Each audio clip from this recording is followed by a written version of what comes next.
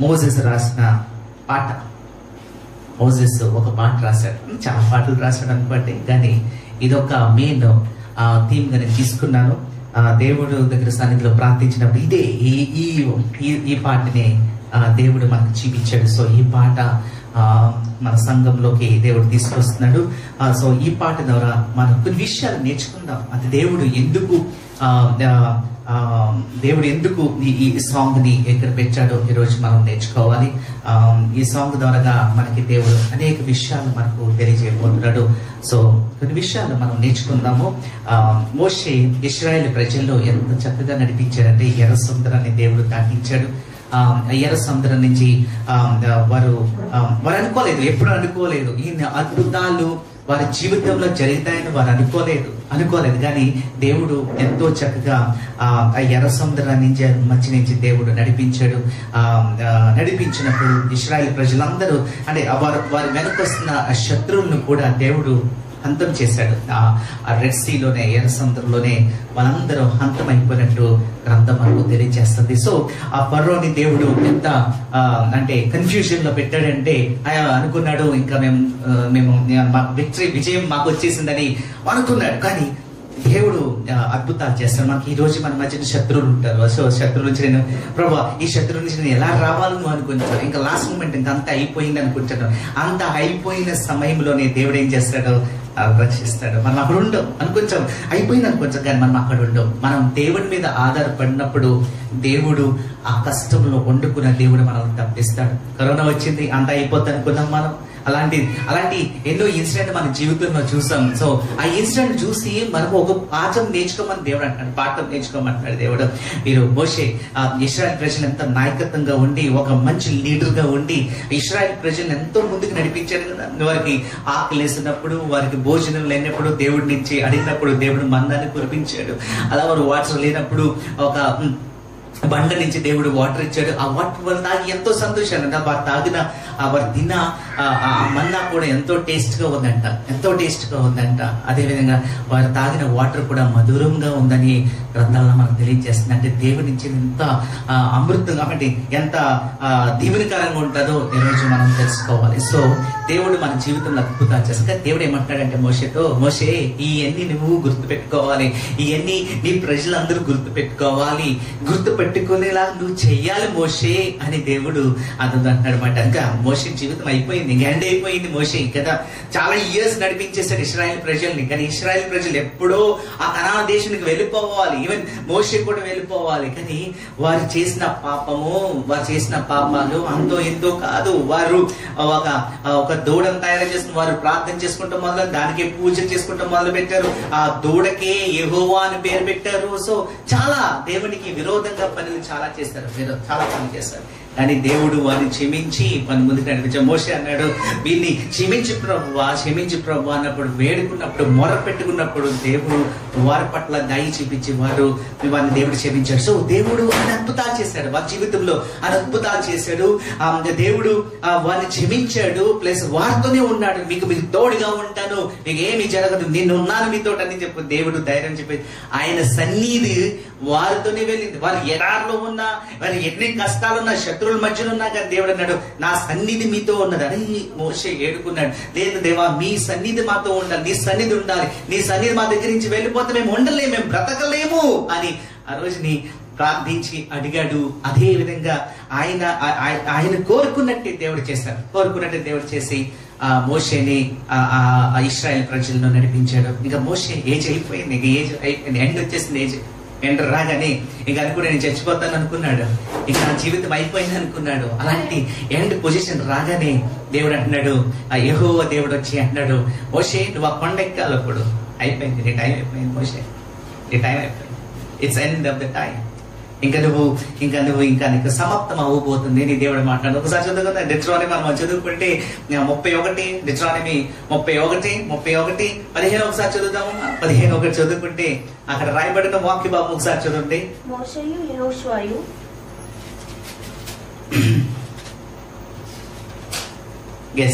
మోషే 31:15 మోషేయు యెహోషువయు వెళ్లి ప్రత్యక్షపు గుడారంలో నిలిచిరి. అచ్చట యెహోవా మేఘస్తంభములో ప్రత్యక్షమాయెను. ఆ మేఘస్తంభము ఆ గుడారపు ద్వారము పైన నిలువగా, చూడండి, ఒక మేఘస్తంభం వచ్చిందంటండి. ఒక మేఘస్తంభం వచ్చి అక్కడే ఆ గుడారం మీద లాగా ఆగిపోయిందంటే, అలా ఆగిపోయిందండి. చూడండి, మనం ఇక్కడ నేర్చుకోవాలి, ఒక చిన్న పాఠం మనం నేర్చుకోవాలి. అది గుడారం మీదకి వచ్చి ఆగిపోయిందంట. ఆ మేఘస్తంభం గుడారం మీద ఆగిపోయింది. అంటే దేవుని భక్తులు ఎక్కడైతే ఉంటారో అక్కడ ఒక స్తంభం పెడతాడండి. ఒక స్తంభం, ఆ స్తంభం ద్వారా దేవుడు మాట్లాడతాడంట. అది దేవుడితో కనెక్ట్ అయినప్పుడు ఆ స్తంభం మీతోనే ఉంటుంది. మీరు ఎక్కడికి వెళ్ళినా కానీ ఆ స్తంభం ఫాలో అవుతుంది అంట. స్తంభం ఫాలో అవుతుంది అంటే ఈ మేఘంలా వస్తుందండి. మేఘంలా వచ్చి మీ మీద అలా ఆలిపోతుందండి. ఆ మేఘ స్తంభం మీకు కనపడకపోవచ్చు, కానీ దేవుడి హస్తం మాత్రం కంప్లీట్ గా ఆయన బిడ్డల మీద ఉంటుందని. ఈ రోజు మీరు క్రీస్తు ద్వారా ఆయన బిడ్డలు అయ్యారంటే ఆయన స్తంభము మీ మీద ఉంది. ఆయన స్తంభం మీ మీద ఉంది కాబట్టి ఆయన దేవుడు మీ మీద కుమ్మరిస్తున్నాడు. మీకు రక్షణ దేవుడు ఇస్తున్నా, మర్చిపోకూడదు. ఇక్కడ మోషే గుడారం మీద బయట ఎవరు వచ్చి నిలబడ్డారు? దేవుడు వచ్చి నిలబడ్డాడు. దేవుడు వచ్చి నిలబడి అక్కడ మోషేతో మాట్లాడతాడు. ఏం మాట్లాడుతూ చూడమ్మా, మాటలు చూస్తే యెహోవా మోషేతో ఇట్లనెను, ఇదిగో నీవు నీ పితరులతో పండుకొనబోచున్నావు. నీకు అయిపోయింది మోషే, నువ్వు పడుకోబోతున్నావు. పడుకుంటాం అంటే అర్థం ఏంటంటే చనిపోవడం అర్థం. రెస్ట్. నువ్వు ఇంక రెస్ట్ తీసుకోబోతున్నావు. ఎవరితో? యాన్సిస్టర్స్ అందరు, నీ పితరులు ఉన్నారు, అందరితో నువ్వు ఇప్పుడు నిద్రించిపోతున్నావు మోషే. ఇంకా నీకు లైఫ్ ఉండకపోదు. ఇంకా ఈ భూమి మీద నీకు లైఫ్ ఎండ్ అవ్వబోతుంది. నేను చెప్పినట్టు నువ్వు చేస్తావు, నేను చెప్పినట్టు నువ్వు నడిచావు, నా కోసం నువ్వు అన్ని విడిచిపెట్టుకున్నావు. ఇప్పుడు నాలో ఒక భాగం అయిపోయావు మోషే. ఇంక నువ్వు రెస్ట్ తీసుకోబోతున్నావు. ఇంకైపోయింది. నువ్వు చాలా చేసావు, ఈ లోకంలో చాలా చేసావు. చూడండి, దేవుడు అంట 6 రోజులు కష్టపడ్డాడంటే, 6 రోజులు కష్టపడి 7వ దినం దేవుడు ఏం చేసుకున్నాడు? విశ్రాంతి తీసుకున్నాడు. అంటే ఆ రోజు నువ్వు పని చేయకు, నువ్వు విశ్రాంతి తీసుకోవాలి దేవుడు. ఎందుకంటే 6 దినాలు ఆయన కష్టపడిపోయాడు నీ కోసం. కష్టపడిన తర్వాత ఒక దినం ఏం చేసుకోవాలి? Resting position. ఇస్ రెస్ట్ అంటే పర్మనెంట్ గా రెస్ట్ కాదు, ఖచ్చితంగా టెంపరీ 1 డే రెస్ట్ అన్నాడు. కానీ ఇక్కడ మోషేతో అంటే నువ్వు కంప్లీట్ రెస్ట్ నువ్వు ఇవ్వబోతున్నావు. మన జీవితంలో కూడా దేవుడు ఒక రోజుని మనకి హెండ్ ఇవ్వబోతున్నాడు. అంటే యూ వాంట్ టు రెస్ట్.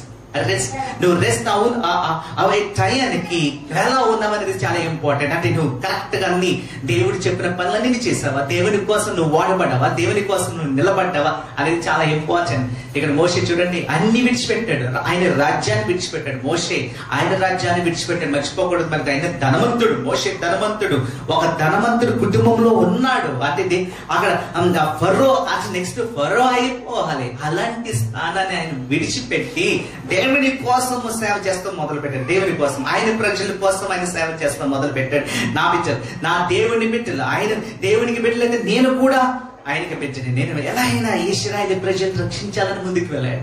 రోజు అనేక మంది ఉన్నారు, నశించిపోతున్నారు. దేవుని పట్ల వారికి తెలియదు. అసలు యేసయ్య అంటే ఎవరో తెలియదు, దేవుడు అంటే ఎవరో తెలియదు. అలాంటి వాళ్ళు చాలా మంది ఉన్నారు. మనం రక్షించాలని దేవుడి కోరుతాడు. మన సేవలో మనం నిలబడాలి. రోజు నీ సేవలో నువ్వు నిలబడ్డావా? ఇక్కడ మోషే అంటారు, అంత అయిపోయింది మోషే, నువ్వు కష్టపడ్డావు, చాలా కష్టపడ్డావు, now it is go to end అన్నాడు దేవుడు. ఇప్పుడు అన్నాడు చూడండి, కింద చదవమ్మా అంటాడు చూడండి, ఎండ్ అవ్వబోతుంది. కానీ మోషే నీకు ఒక తెలియచేయాలనుకుంటున్నాను మోషే అని దేవుడు మాట్లాడుతున్నాడు. కింద భాగం చదివితే అంటాడు, నీ ప్రజలున్నారే, ఈ ప్రజలు నువ్వు కాపాడుకోవాలని చాలా ట్రై చేస్తావు కదా, నువ్వు మొర్ర పెట్టుకున్నావు కదా, అయ్యా క్షమించయ్యా అన్నావు కదా. ఒక రోజు నాకు కోపం వచ్చింది, నా కోపం వచ్చినప్పుడు వీళ్ళందరినీ హంతం చేస్తానని కూడా నేను అన్నా.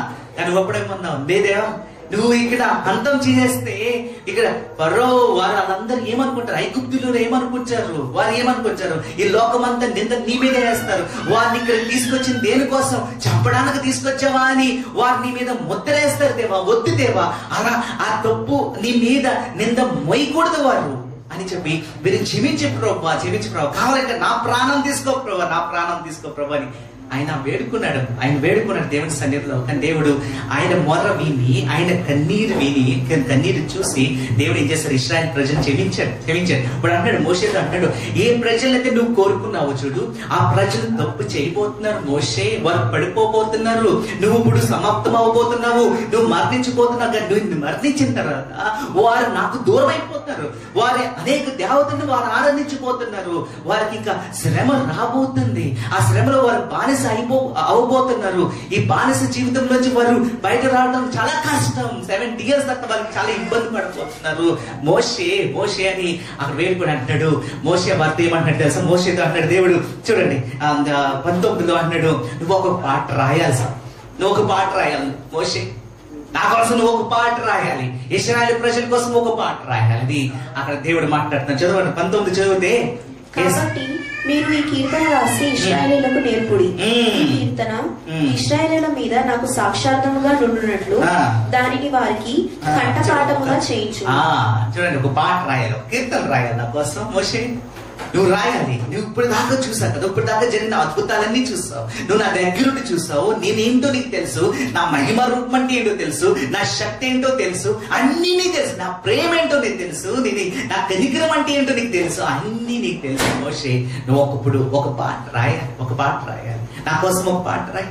ఆ పాట వారు ఇశ్రాయేలు ప్రజల్లోకి వెళ్ళాలి, వారి హృదయంలోకి వెళ్ళాలి, వారు దాన్ని బై హార్ట్ చేసుకోవాలి. వారు రోజు అన్ని దినం వారు పాడాలి, నా కోసం పాడాలి. వారు చనిపోయే జనరేషన్, ఏ జనరేషన్ వస్తా, ప్రతి జనరేషన్ ఈ పాట పాడాలి. మోషే, నువ్వు ఈ పాట రాస్తావు అడిగినప్పుడు మోషే ఏం చేశాడు?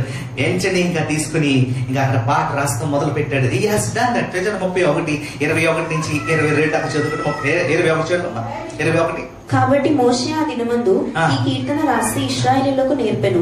చూడండి, ఆ కీర్తన తీసుకున్నాడు, రాశాడు, దేవుని కోసం ఒక పాట రాసేసాడు. ఆ పాట రాసి ఏం చేశాడు? ఇశ్రాయేలీ ప్రజలకి ఏం చేశాడు? నేర్పించాడంట. What has given that song?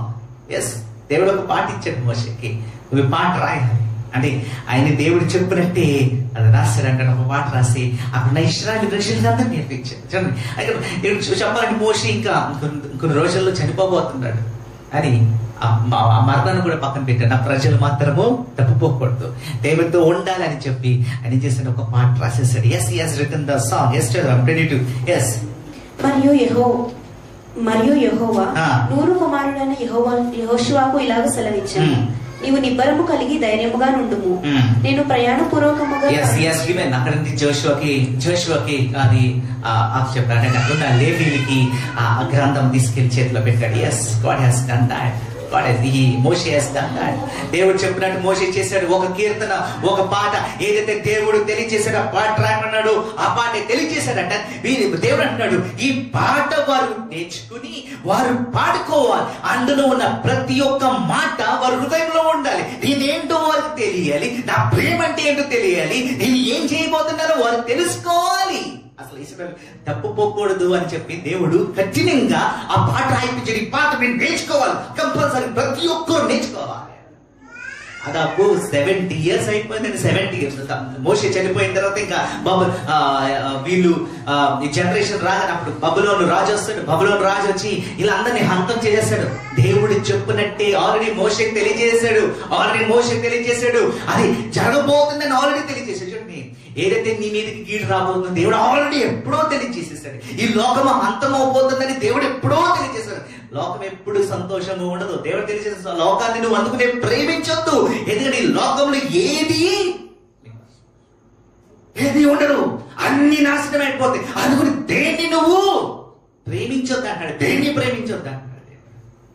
If you love it want be there, అది పర్మనెంట్ కాదు. అందుకు నువ్వు ప్రేమించు, నువ్వు నా పెట్టావు కాబట్టి దాన్ని నువ్వు ప్రేమించొద్దని దేవుడు అంటున్నాడు. నువ్వు దాన్ని ప్రేమిస్తే కంటే అసలు అనుకుని ఈ పాటలో కూడా అంటాడు, ఇశ్రాయేలు ప్రజలు అంటాడు, మీరు ఈ తప్పు చేస్తే ఖచ్చితంగా మీరు తప్పుపోతారు అని ఖండించాడు. దేవుడు ఖండించాడు వారికి, వాళ్ళు తెలియజేశారు. కానీ ఇశ్రాయేలు ప్రజలు ఆ పాటను పక్కన పెట్టేశారంట. మోషే రాసిన పాటని పక్కన పెట్టేసి వారు బానిసలు అయిపోయారు. మనకు తెలిసిన మనం ఆల్రెడీ చూసాం. అలా వారు బానిస జీవితం మనం చూసాం. భయంకరమైన బానిస జీవితం మనం చూసాం. హింస, అన్ని పోగొట్టుకుంటారు. బిడ్డలను పోగొట్టుకున్నారు, భార్యలను పోగొట్టుకున్నారు, తల్లిని పోగొట్టుకున్నారు, తండ్రిని పోగొట్టుకున్నారు, ఇల్లుని పోగొట్టుకున్నారు, మందిరాన్ని పోగొట్టుకున్నారు. ఏదైతే వారి దగ్గర ఉన్నాయి మొత్తం అన్ని వారు పోగొట్టుకున్నట్టు గ్రంథం మనకు తెలియజేశారు. They had gone into the that slavery. They had gone into the slavery. And ఎన్ని దీవెనలు వారు పోగొట్టుకున్నారు ఇక్కడ మనం చూడలేదు. దీవెనలు వారు కంప్లీట్ దీవెనలు వారు పోగొట్టుకున్నారు. ఈ పాట అదే మనకు తెలియజేస్తుంది. చూడండి, 31 ఒకసారి చదువుమా. 31, 30. అప్పుడు మోషే ఇశ్రాయేలులతో సర్వ సమాజము యొక్క వినికిడిలో ఈ కీర్తన మాటలు శాంతముగా పలికెను. ఈ కీర్తనలు పలికాడండి. It's very important. పలికాడు, పలికించాడు, వారందరి చేత పలికించాడు. మీరు ఇట్స్ వెరీ ఇంపార్టెంట్ సాంగ్. ఇది దేవుని దగ్గర నుంచి వచ్చిన పాట. ఈ పాట మీ హృదయంలో ఉండాలి. అనుదినం ఈ పాట మీరు పాడాలి. మీరు ఎక్కడున్న ఈ పాట పాడుకోవాలి. ప్రతి ఒక్కరు మీ బిడ్డలు వారు ఈ పాటని మెమరైజ్ చేసుకుని పాడాలని చెప్పి ఆ రోజుని ఇన్స్ట్రక్షన్స్ తో అక్కడ మోషే ముందుకు వెళ్ళాడు. yes done. ఇంకొంచెం 32 మనం చదువుకుంటే ఆయన రాసిన పాట అక్కడే ఉంది. ఆయన రాసిన పాట మనకు కనపడుతుంది. డిట్రానమీ 32 మనం చదువుతుంది. ఆయన రాసిన ప్రతి ఒక్క దేవుడు చెప్పిన ప్రతి ఒక్క మాట ఆ పాటలో పెట్టి రాశాడు. Yes God, he has listen to the God what he has.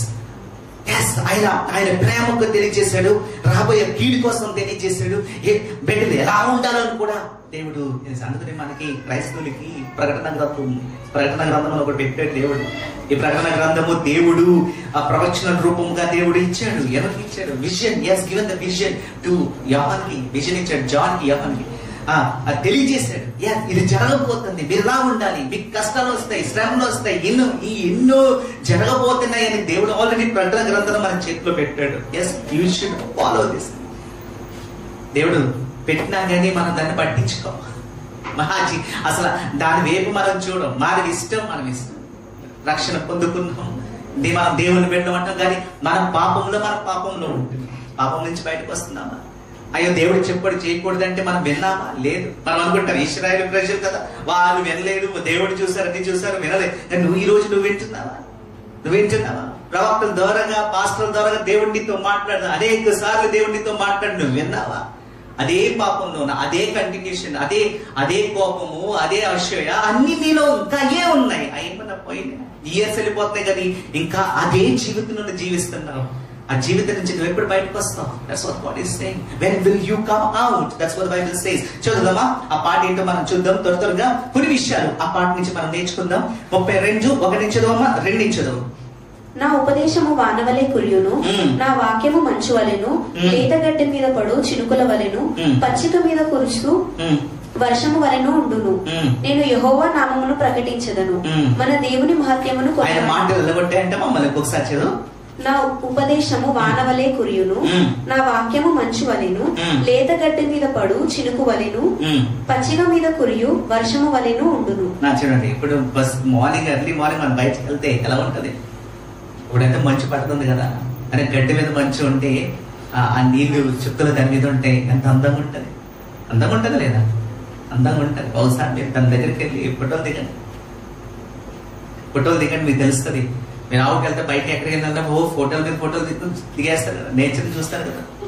ఒకసారి మీరు వెళ్ళి ఒక్కసారి అలాంటి సీరియస్ దగ్గర మీరు ఫోటో ఒకసారి దిగండి, అవి ఎంత అందం ఉండేది తెలుసా. దేవుడు ఏమంటే దాంతో పోలుస్తున్నట్టు మోషే చూడండి, దేవుడి మాట అంటే అలా ఉంచదు అంటాడు. దేవుడి మాట ఎప్పుడైతే నీ మీద పడతాదో నువ్వు ఇతరులకి అలా అందంగా కనపడతావని దేవుడు తెలియజేస్తాడు. ఆయన మాట అంత శక్తి ఉంటుంది, ఆయన మాటలో అంత ప్రేమ ఉంది, ఆయన మాటలో అంత అందం ఉంది. అది నీ మీద పడాలని దేవుడు కోరుకుంటున్నాడు. అదే మోషే తెలియజేస్తున్నారు. ఇది ఒక మంచి ఏ విధంగా అయితే మొక్కల మీద పడుతుందో, ఆకుల మీద పడే ఆకులు ఎంత అందంగా ఉంటుందో అలాగా నీ జీవితం కూడా అందంగా ఉంటుంది. దేవుని మాటల్లో నువ్వు ఉంచే, ఆయనలో నువ్వు ఉంచే అని దేవుడు తెలియజేస్తాడు. ఎస్, సీరియస్ గా దేవుడు తెలియజేస్తున్నాడు. నువ్వు అలాంటి సంతోషంగా ఉండాలని దేవుడు కోరుకుంటున్నాడు. He wants you to be happy like that and he wants you to go in that way.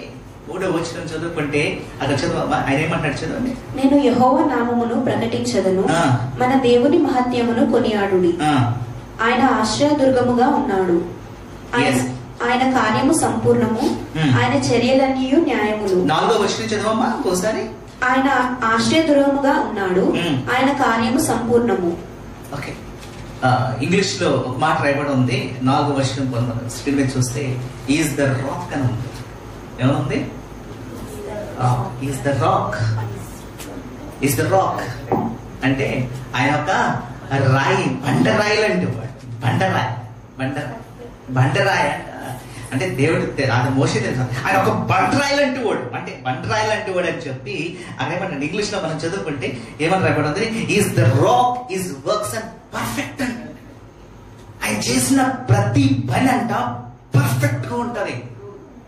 అంటే ఇక దాంట్లో ఇంక ఏ మధ్య ఉండదంట. చేసామంటే వర్క్ చేశాడంటే కంటే ఇంకా పర్ఫెక్షన్, ఇంకా దాంట్లో ఇంకేమి తేడా ఉండదంట. పర్ఫెక్షన్ అంటే ఈ భూమి చూడండి ఎంత అందంగా తయారు చేశాడు, అది పర్ఫెక్ట్ గా ఉంది. సూర్యుడి చూడండి ఎంత పర్ఫెక్ట్ గా ఉన్నాడు సూర్యుడు. ఎస్, అది ఆ యాక్సిస్ మీద అలా వెళ్తా ఉంటది rotation. Perfect time, seconds, minutes అన్ని పర్ఫెక్ట్ లో ఉన్నాయి. పర్ఫెక్ట్ లో దేవుడిది తయారు చేశాడు కాబట్టి దాంట్లో ఏం డిఫెక్ట్ లేదు. దాంట్లో డిఫెక్ట్ లేదు కాబట్టి ఈ రోజు మనం ఇంకా బ్రతుకున్నాం. ఆ స్పిన్నింగ్ కొంచెం ఫాస్ట్ అయిందనుకో భూమి కట్ట తిరుగుతుంది. ఇంకా చూడండి భూకంపం మొత్తం ఇలాగా ఒకసారి మీరు తిరగండి, ఒకసారి లేచి అందరూ టకటకని తిరగండి. చిన్నప్పుడు వాడుకునే తిరిగి రింగ రోజు అయ్యేది అనుకుంటాం, తిరుగుతా ఉండేవాళ్ళం. తిరిగి ఏమవుతాం, కింద టప్మాయని పడతాం. ఎందుకు తోలు తిరిగితే, అవునా? అరే గ్లోబ్ కూడా అలా తిరిగితే, ఈ భూమి కూడా అలా తిరిగితే ఏడా అందరం తిరిగి పడతాం. ఇంకా బ్రతకం మనం, ఇంకెక్కడ ఏలేని నిలబడతా ఉంటాం మనం. అలాంటిది దేవుడు చూడు ఎంత స్లోగా దాన్ని రొటేట్ చేస్తున్నాడంటే, భూమిని ఎంత స్లో రొటేట్ చేస్తున్నాడంటే. అదే అన్నాడు, ఆయన చేసే ప్రతి పని పర్ఫెక్ట్. ఆ 6 రోజుల్లో అన్ని పర్ఫెక్ట్ గా చేసాడంటే, అన్ని పర్ఫెక్ట్ చేశాడు. It it everything perfect. ఒక్క 6 రోజులు అన్ని పర్ఫెక్ట్ చేసి అలా విడిచిపెట్టేశాడు. ఏదైతే భూమికి కావాలో అన్ని పెట్టేశాడు, ఏదైతే ఆ యూనివర్స్ కావాలో అవన్నీ పర్ఫెక్ట్ చేసేసి పెట్టేశాడు. 6 దినాలు కంప్లీట్ చేసేసి. ఇంకా అంటే 6 దినాలు మనం అనుకొచ్చినాం కానీ 6 దినాలు దేవుడు ఎంత కష్టపడి ఉంటాడో అర్థం చేసుకోండి. ఒక దినం దేవుడు ఎంత కష్టపడి ఉంటాడు చూడండి. దేవుడు టాలెంట్ ఎలా యూజ్ చేసి ఉంటాడు. దేవుడు పలకడానికి కూడా ఆయన ఆయన ఆయన ఇమాజినరీ చూడండి, ఆయన తలంపులు చూడండి ఒకసారి. అది ఎలా వచ్చేయాలంటే అంటే అది అలా వచ్చేసిందంటే దేవుడు ఎప్పుడు అనుకున్నాడు. దేవుడు అసలు సూర్యుడు కావాలని ఎలా అనుకున్నాడు, భూమి కావాలని ఎలా అనుకున్నాడు, ఇది ఎలా తయారవ్వాలని ఎలా అనుకున్నాడు దేవుడు. దీనికి ఈ చంద్రుడు రావాలి, ఈ నక్షత్రాలు రావాలి, ఎలా దేవుడు ప్లాన్ చూడండి, ఇమాజినరీ చూడండి, ఆయన థాట్స్ చూడండి, ఆయన ఇమాజినేషన్ చూడండి. ఆయన ఇమాజినేషన్ ఏదైతే అనుకున్నాడో అవన్నీ అక్కడ వచ్చేసింది. అవన్నీ అక్కడ జరిగిపోయి that's what God is. And అది జరుగుతుందో కూడా అది కూడా పర్ఫెక్ట్ గా చేసాడు. పర్ఫెక్ట్. ఈ రోజు నీ ప్రాజెక్ట్ కంప్లీట్ అయింది అనుకో, నీ బాస్ వచ్చి yes you have done a good job అంటే నీకు ఎంత సంతోషంగా ఉంటుంది. ఎస్, ఎందుకంటే నీ జాబ్ లో నువ్వు పర్ఫెక్షన్ చూపించావు అంటే దాంట్లో ఏ మిస్టేక్ లేదు కాబట్టి నువ్వు పర్ఫెక్ట్ అనిపించుకున్నావు. దేవుడు అంటే చూడండి, ఆయన ఒక బండరాయి అంటండి. అంటే బండరాయి అని ఎందుకన్నట్టండి, ఇక్కడ ఈజ్ రాక్ అనేది. ఒక బండరాయి దానికి మార్పు ఉండదు. It never change, it will be like that only. ఆ బండరాయి ఎలా ఉండిపోతుంది. ఆ బండరాయి ఏమవుతుంది, ఆ బండరాయి వర్షం వచ్చినా ఎండ వచ్చినా అది అలాగే ఉండిపోతుంది. ఆ బండరాయి అలాగే ఉంటుంది. అది ఎప్పటికైనా సరే, ఆ బండరాయి ఎప్పటికైనా సరే అది వాల్యుబులే. దాంతో మనం ఇల్లు కట్టొచ్చి ఏమైనా చేయొచ్చు ఆ స్టోన్ తోటి, అది ఎప్పటికీ అలా ఉండిపోతుంది. It's valuable. అందుకంటాడు ఆయన చేసే ప్రతి పని అలాంటిదంట పర్ఫెక్ట్ అని బైబిల్ తెలియజేస్తుంది. It's perfect and is on all his ways are just. A faithful God who does no wrong, upright and just he is upright. ఆయన ఎప్పుడు అప్రైట్ గానే ఉంటాడు. ఆయన పరిశుద్ధిగానే ఉంటాడు. ఆయనలో ఏ మిస్టేక్ ఉండదు. ఆయన ఎప్పుడు తప్పు చేయడు. యేసయ్య ఈ లోకంలో ఉన్నప్పుడు ఒక్క తప్పు కూడా చేయలేదు. శోధనలు వచ్చినాయి, అపవాదం వచ్చినది, నేను పడేసేస్తాను అనుకున్నాడు. ఆయన మూడు విషయాలు తీసుకొచ్చాడు. 3 విషయాలు ఏంటి త్వరగా చూద్దామా? ఏంటి విషయాలు? ఒకటి ఫస్ట్ శోధన ఏంటి? ఆ రాళ్ళు చేయమన్నాడు. అదే బండరాయిని. అంటే దేవుడు అంటాడు, నువ్వు బండరాయి అని చెప్పుకున్నావు కదా, దీన్ని బండరాయిని ఇప్పుడు నువ్వు నేనేం చేయలేదు, రొట్టెగా మార్చుకో. పర్ఫెక్షన్ అని వర్క్ లో పర్ఫెక్షన్ అనుకున్నా కదా, యూ డిడ్ ఎవ్రీథింగ్ అన్నా కదా, అన్ని తెలియజేసుకున్నా కదా, నీకు గొప్పలు చెప్పుకున్నావు కదా. ఇప్పుడు ఈ బండరాయిని రొట్టెగా మార్చుకో అన్నాడు. అసలు అపవాది చెప్తే దేవుడు చేయడం ఏంటండి? దేవుడే ఆ బండరాయిని తయారు చేశాడు. అని అక్కడ మాటతో కొట్టాడు దేవుడు. రెండో శోధన తీసుకొచ్చాడు, ఎత్తైన స్థలం మీద తీసుకెళ్ళిపోయాడు. ఎత్తైన స్థలంలో తీసుకెళ్లి ఏమంటాడు, రాజ్యం అంతా చూపించాడు. మొత్తం రాజ్యం అంతా చూపించాడండి. ఈ రాజ్యం నీకు ఇచ్చేస్తున్నాను, ఈ పవర్ నీకు ఇచ్చేస్తున్నాను అంటాడు అనమాట. పవర్ దేవుడే ఒక పవర్, మళ్ళీ ఆ పవర్ దేవుడికి ఇవ్వడం ఏంటి? ఆ శోధన చూడండి, మానవుడు గారిని పడేయాలనుకున్నాడు దేవుడిని పడేయాలనుకున్నాడు అపవాది. మూడోది ఏమంటాడు? పైనుంచి దూకమంటున్నాడు. పైనుంచి దూగేమంటున్నాడు. పైనుంచి దూగేస్తే నేను పట్టుకుంటాను, నీ దేవదూతలు ఉన్నాయి కదా వచ్చి పట్టేసుకుంటే నీకేమవుతుంది కదా అంటే నీ మరణం అంటే దేవుడే మరణము తీసుకుంటాడు, దేవుడే జీవము వస్తాడు. అలాంటిది దేవుడు చనిపోవడం ఏంటండి? ఆయన అపవాదికి ఈ రోజు సాతానుడు వచ్చి నీకు ఎన్నో శోధనలు తీసుకొస్తామంటాడు, ఎన్నో అంటాడు. నీకు నీ జీవితంలో అవ్వదు, అన్ని అయిపోయి ఇంక నీ జీవితంలో నువ్వు నిలబడలేమని చాలా విషయాలు నీ దగ్గర తీసుకొస్తా ఉంటాడు, చాలా విషయాలు తీసుకొస్తా ఉంటాడు. కానీ ఒక్కటి మర్చిపోకూడదు, మనం ఆరాధించేది నిజమైన దేవుడు మనం ఆరాధిస్తాం. And his ways are perfect. ఆయన పర్ఫెక్ట్ దేవుడు అంటే ఆయన పర్ఫెక్ట్ గా ఉన్నాడంటే నీ జీవితం కూడా పర్ఫెక్ట్ గా ఉండాలని కోరుకునే దేవుడు. నీ జీవితం కూడా పర్ఫెక్ట్ గా ఉండాలి. ఈ రోజు మీ ఇంట్లో పర్ఫెక్ట్ గా ఉన్నావంటే నీ బిడ్డలు కూడా పర్ఫెక్ట్ గా ఉండాలనుకోవచ్చు కదా, నీ బిడ్డలు కూడా చక్కగా ఉండాలనుకోవచ్చు కదా, నువ్వు కూడా వారు కూడా ఒక పొజిషన్ రావాలనుకోవచ్చు కదా. అదే విధంగా మనం దేవుని బిడ్డలు అయ్యాం కాబట్టి ఆయన కూడా మన జీవితంలో మనం కూడా పర్ఫెక్ట్ గా ఉండాలి, మనం కూడా సంతోషంగా ఉండాలని, మనం కూడా పర్ఫెక్ట్ గా ఉండి ఆ ఉన్నత స్థానంలోకి మనం వెళ్ళాలని దేవుడు కోరుకుంటున్నాడు. That's what Bible says. He is perfect. He is perfect అంటే ఆయన ఒక బండరాయిల్ అంటాడు. నాకు ఈ రోజు ప్లెజర్స్ వస్తామంటే చాలా ప్లెజర్స్ ఉంటాయి. ఈ రోజు ఒక దాన్ని నువ్వు ఆశించావు అనుకోండి, అది ఫేడ్ అయిపోతూ ఉంటది. ఈరోజు సంతోషంగా ఉంటుంది. ఒక సినిమా రిలీజ్ అయితే అనుకోండి, ఒక సినిమా రిలీజ్ అయింది సపోజ్, ఒక సినిమాలు ఇష్టపడే వారి కోసం ఒకటి అంటున్నా. ఈ రోజు ఒక సినిమా రిలీజ్ అయింది, అబ్బా ఏమన్నా అనుకుంటావు. అదే సినిమా నేను రేపు కూడా వేస్తాను, అదే సినిమా ఎల్లుండి కూడా వేస్తాను, అలా వారం రోజులు అదే సినిమా వేస్తాను. మార్నింగ్ 8 o'clock నుంచి నైట్ సాయంత్రం దాకా అలా వారం రోజులు వేస్తాను. చూస్తావా ప్లెజర్. అది మొదటి దినం ఉంటారు, మేబీ రెండో దినం ఉంటారు, మూడో దినం ఉంటారు, అది 7 దినాలు ఉంటుందా ఉండదు. అది మొదటున్న ఆ ప్లెజర్ నీకు ఎండ్ ఉండదు, తగ్గిపోతుంది. అది అక్కడితో సమాప్తం అయిపోతుంది. అది ఆ ప్లెజర్ అనేది మొదటిసారి ప్లెజర్ ఉండదు. పాప అంటే చాలా ప్లెజర్ వస్తుంది మొదటిసారి, కానీ రెండోసారి అయినప్పుడు నీకు అది దాని మీద విరక్త పుడుతుంది అండి. కానీ అది నీ దేవుళ్ళో ఉంటే మాత్రము అది ఇప్పటికీ అది ప్లెజర్, అది ఇప్పటికీ సంతోషం ఉంటుంది. సో కీర్తనలు 16-11 భక్తులు ఏమంటారు చూడండి. ఆ కీర్తనలో 16-11 చదువుకుంటే అక్కడ రాయబడిన వాక్య భాగము కీర్తనలో 16-11 జీవ మార్గమును నీవు నాకు తెలియజేసేదవు, నీ సన్నిధిని సంపూర్ణ సంతోషములు కలవు. జీవం అంటే ఏంటో నువ్వు నాకు తెలియజేస్తున్నావు ప్రభు అంటే నా జీవితాంతము నీ సన్నిధిలో నేను సంతోషంగా ఉంటాను అంటున్నాడు అండి. అంటే ఆయన తెలియజేసిన ఆయన మార్గంలో అంతా సంతోషమే, జీవం అనేదే సంతోషం అంటున్నాడు. ఈ రోజు నీ జీవితంలో సంతోషం రావట్లేదంటే నువ్వు ఆ పర్ఫెక్ట్ దేవుడు నువ్వు ఆరాధిస్తలేదు, నువ్వేవో దాన్ని నువ్వు ఆ ప్లెజర్ గా తీసుకుంటున్నావు. కాబట్టి నీ సంతోషం లేదు నీ జీవితంలో. నీ జీవితం సంతోషం ఉన్నా ఆ ప్లెజర్ లోకి వెళ్ళకూడదు, వాటి మీద నువ్వు ఆశించకూడదు, వాటి మీద నువ్వు ఆధారపడకూడదు. ఎప్పుడైతే దేవుడి మీద ఆధారపడతావో, ఆయన మార్గంలో నువ్వు ఉంచావో, నీకు రావాల్సిన దీవెనలు కూడా వస్తాయని ఈ రోజు దేవుడు తెలియజేస్తున్నాడు. అదే చూడండి, అదే 4వ వచనం. That's was perfect, is perfect. 95వ కీర్తన 10వ వచనం చదువుకున్నా, 95వ కీర్తన 10 చదువుకుంటే అక్కడ రాయబడిన వాక్య భాగం 95-10. కీర్తన 95-10. 40 ఏండ్ల కాలము ఆ తరము వారికి నేను విసుకు వారి హృదయమున తప్పిపోయి ప్రజలు వారు నా మార్గములు తెలుసుకొనలేదని అనుకొంటిని.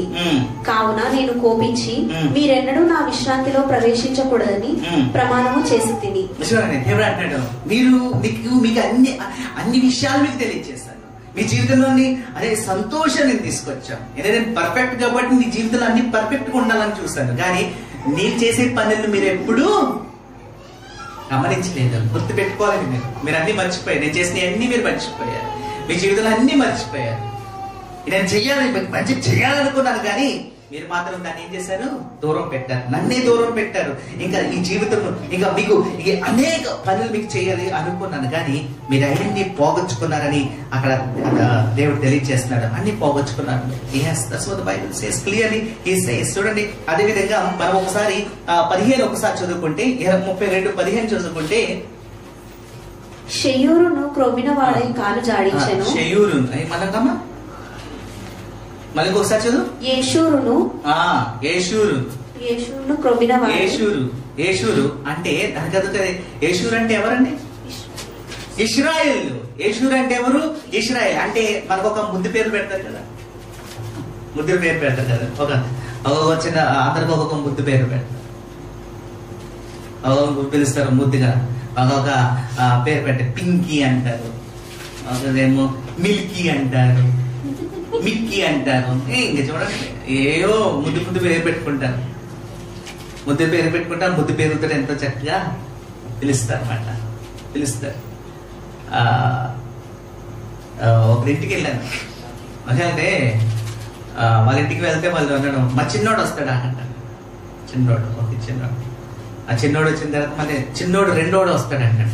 చిన్నోడు రెండోడు ఏంటండి, వాళ్ళ ఇంట్లో ముద్దు పేర్లు అందరికి చిన్న చిన్న అంటాడు. చిన్నోడు అంటే ఎంతమంది చిన్నోడు? 5 మంది ఉన్నారంట. అలాగా చిన్నోడు 1, చిన్నోడు 2, చిన్నోడు 3, చిన్నోడు 4, అంటే నెంబర్లు పెట్టుకున్నారు వాళ్ళకి. ఆ చిన్నోడు ఏంటండి చిన్న అంటే మాకు చాలా అదృష్టం ఏంటంటే అదృష్టం అంట. అందుకనే చిన్న అనే పేరుతోనే పిలుస్తారంట అందరినీ చిన్న చిన్న. మరి మీ హస్బెండ్ ఏమని పిలుస్తారండి అంటే నేను అవుతున్నారు. చూడండి ఇలా చూడండి, ఒక ముద్దు పేర్లు పెట్టుకుంటారు. అలాగే దేవుడు కూడా అంటే వారికి ఒక ముద్దు పేరు ఉందన్నమాట. ఏంటా ముద్దు పేరు? యేషూరు అని, అంటే ఇంగ్లీష్ లో జేషూర్ అని ఉంది. అది ముద్దు పేరు. సో వారి కోసం ఏమంటున్నారు చూడండి, ఇశ్రాయేల్ కోసం ఏమంటున్నారు చూడండి. ఎంతగా ముద్దు పేరు పెట్టుకుని పిలిస్తే, ఎంతగా ముద్దు పేరు పెట్టుకొని ఎంతగా మీరు చక్కగా ఉండాలి. ముద్దుగా పిలుస్తున్నాడు కానీ ముద్దుగా ఉంటే ఎంత చక్కగా ఉంటుంది. వాళ్ళకి ఏం కావాలన్నా కొనిస్తాం, మనం అన్ని కొనిస్తాం అంటాం కదా. చాక్లెట్లు ఏ కొనిస్తాం అంటాం, అవునా? దేవుడు ఏమంటున్నాడు చూడండి, వారి కోసం ఏమంటున్నారు. వీళ్ళు ఏమైపోయారంట, యేషూరును క్రొవ్విన వాడై కాలు జాడించెను. చూడండి ఆడు లావ్ అయిపోయాడంట. ఏం పెంచుకున్నాడు, కొవ్వుని పెంచేసుకున్నాడంట. ఏదో దేవుడు ఎంత ప్రేమగా చూసుకున్నాడు కదా. వీళ్ళు ఏం చేశారు, కొవ్వుని బాగా పెంచేసుకుని ఏం చేస్తున్నారంటే వీళ్ళు, నీవు క్రొవ్వు కలిసి మందుడవైతివి. ఏమైపోయాడు బాగా క్రోవ్, ఇంకా లేజీ అయిపోయాడు. ఇదైపోయాడు. ఇంకా ఆడికి ఇంకా ఆ కిక్ లేదు, ఆ కిక్ లేదు. కొవ్వు అంతా పెంచేసుకున్నాడు. ఇంకేం కిక్ ఉంటుంది? ఇంకా అసలు శక్తి లేదు, ఏమీ లేదు. కొవ్వుతోనే ఉన్నాడు. ఆ కొవ్వు బాగా బలిసిపోయాడు. చాలా హెవీ అయిపోయాడంట. చాలా హెవీ అయిపోయాడు. అది చదువు కింద బాగా చదువు. వాడు నన్ను పుట్టించిన దేవుని విడిచెను. ఇంకా చూడండి, ఆడి బాగా తిని బాగా కొవ్వు పెంచుకొని ఇంకేమైపోయాడంటే దేవుడిని మర్చిపోయాడంటండి. సాటిస్ఫాక్షన్ అంటే అన్ని సాటిస్ఫాక్షన్ దాంట్లో ఉన్నాయి కదా. ఇంకా అన్ని పెంచేసుకున్నాడు. ఇంకా పెంచేసుకుని దీంట్లో సంతోషం కూడా అనుకోండి. ఇంకా ఈ సంతోషం చూసి ఇంక దేవుడిని మర్చిపోయాడంట. దేవుడిని మర్చిపోయి ఏం చేస్తున్నాడు, తన రక్షణ శైలమును తృణీకరించను. రక్షణ ఏం చేశాడు, దూరం పెట్టేశాడు, పక్కన పెట్టాడు.